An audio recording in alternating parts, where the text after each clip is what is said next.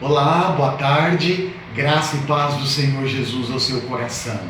Nessa mensagem de hoje eu gostaria de compartilhar com vocês um texto de um dos livros mais conhecidos da Bíblia Sagrada. O livro de Salmos, também conhecido como Saltério, e é também o inário do culto israelita. Um livro bíblico também amplamente utilizado para devoções pessoais. Possui 150 capítulos e o seu gênero literário básico é a poesia. Os salmos registram também momentos e experiências reais vivenciadas por seus autores em diferentes momentos da vida. Dentre os autores desse extraordinário livro bíblico, com certeza o mais conhecido é o rei Davi, que inclusive é o autor também de um dos salmos mais conhecidos e lidos da Bíblia Sagrada, o Salmo 23, onde ele demonstra ali, através de afirmações profundas, a sua plena confiança em Deus, trabalhando uma figura muito peculiar do seu contexto, o pastor de ovelhas. No cânon bíblico do Novo Testamento, que é composto por 27 livros, nós encontramos várias referências do Antigo Testamento. Inclusive o próprio Senhor Jesus, num diálogo com os fariseus, que era uma seita muito rigorosa do judaísmo daquela época, faz uma pergunta de caráter essencial para eles naquele momento. A pergunta é a seguinte: o que vocês pensam a respeito do Cristo? De quem ele é filho? A partir da resposta extremamente limitada daquele grupo, Jesus, fazendo citação do Salmo 110, inclui uma outra questão que deixa aqueles homens sem resposta. Olha o que ele pergunta.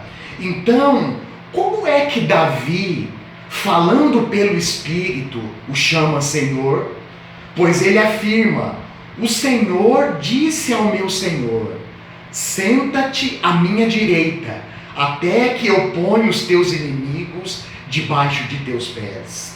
Se, pois, Davi o chama Senhor, como pode ser ele o seu filho? Salmo 110, versículo 1. Até certo ponto, a resposta dos fariseus estava correta, se avaliarmos somente a identidade de Cristo na perspectiva humana. Porque Jesus, como homem, era descendente de Davi. Nós encontramos a sua genealogia registrada no Evangelho de Mateus, no capítulo 1, versículos 16 a 17. E também no Evangelho de Lucas, no capítulo 3, versos 21 até o verso 38. Porém, nunca podemos perder de vista que a identidade de Jesus Cristo, ela transcende a perspectiva humana e encontra suas raízes principalmente numa perspectiva plenamente divina e celestial. Quem aponta essa realidade para nós é o apóstolo Paulo, no seu tratado teológico escrito para os cristãos que estavam em Roma. Eu quero ler esse texto para vocês. Romanos capítulo 1, versos 1 até o verso 4. Paulo, servo de Jesus Cristo, chamado para ser apóstolo, separado para o Evangelho de Deus, o qual foi prometido por ele de antemão, por meio dos seus profetas, nas Escrituras Sagradas, acerca de seu filho, que como homem era descendente de Davi, e que mediante o Espírito de santidade foi declarado Filho de Deus, com poder, pela ressurreição dentre os mortos, Jesus Cristo, o nosso Senhor. Nesta oportunidade, eu quero compartilhar com vocês o Salmo 121, que registra princípios que condizem com a realidade que nós estamos vivendo nos nossos dias.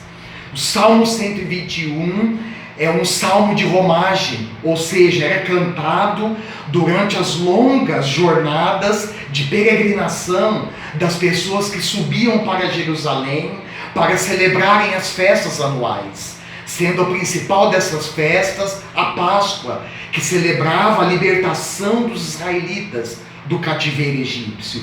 Eu gostaria de ler esse salmo junto com vocês. Salmo 121. Está escrito assim: levanto os meus olhos para os montes e pergunto: de onde me vem o socorro? O meu socorro vem do Senhor, que fez os céus e a terra. Ele não permitirá que você tropece. O seu protetor se manterá alerta. Sim, o protetor de Israel não dormirá. Ele está sempre alerta. O Senhor é o seu protetor, como sombra que o protege. Ele está à sua direita. De dia o sol não o ferirá, e nem a lua de noite. O Senhor o protegerá de todo mal, protegerá a sua vida. O Senhor protegerá a sua saída e a sua chegada, desde agora e para sempre. Para entendermos corretamente esse texto e fazer as devidas aplicações dentro da nossa realidade, nós precisamos considerar um ponto fundamental da hermenêutica bíblica. Esse ponto nos ensina que o significado básico de um texto é o que o autor pretendia comunicar de maneira compreensível aos seus leitores, a partir das realidades vivenciadas, experimentadas por eles no dia a dia. Partindo dessa premissa de que esses autores escreveram sobre pessoas e situações reais da vida, o autor do Salmo 121 acertou em cheio e com certeza conseguiu transmitir com clareza a sua mensagem. Eu quero abordar aqui, a partir de agora, algumas observações desse texto. A primeira é que o salmista dá ênfase em apresentar o Senhor como guarda, como grande e incomparável protetor de Israel. A partir disso, ele vai construindo o seu cântico de peregrinação através de uma conversa consigo mesmo, um monólogo. E a pergunta que ele faz para si no verso 1 é muito importante.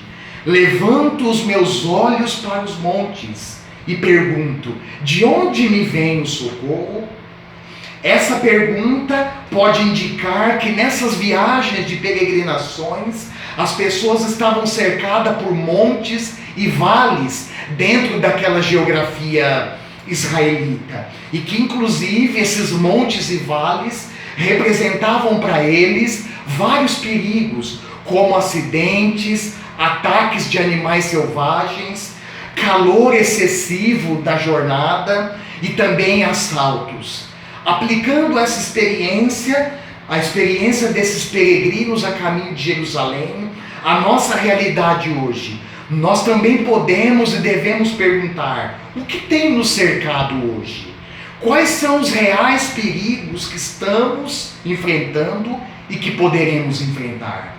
A resposta para essas perguntas nós podemos encontrar na sequência do desenvolvimento do texto bíblico. Com certeza todos nós corremos risco nessa vida terrena. Todos passamos por situações difíceis, onde somos envolvidos por medo, por inseguranças e também por aflições. Porém, assim como aqueles peregrinos enfrentaram os perigos da jornada até Jerusalém, nós também precisamos enfrentar. É interessante que a resposta do salmista, no versículo 2, é afirmativa. Olha o que ele diz: e também imediata, o meu socorro vem do Senhor, que fez os céus e a terra. É a partir dessa realidade que ele constrói o restante do seu cântico. Nos versículos 3 até o verso 8, nós encontramos ali uma série de características positivas a respeito do Senhor como grande e incomparável protetor e guarda do seu povo. Ele escreve assim: ele não permitirá que você tropece, até porque quem tropeça poderá cair. Deus não permitirá que você tropece. O seu protetor se manterá alerta. Ele não dorme, ele está sempre alerta. O Senhor é o seu protetor, como sombra que o protege. O Senhor protegerá a sua saída e a sua chegada, desde agora e para sempre.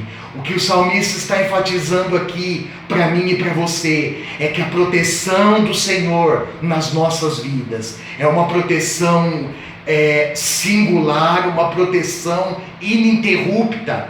Ou seja, durante todo o tempo, o Senhor está guardando as nossas vidas.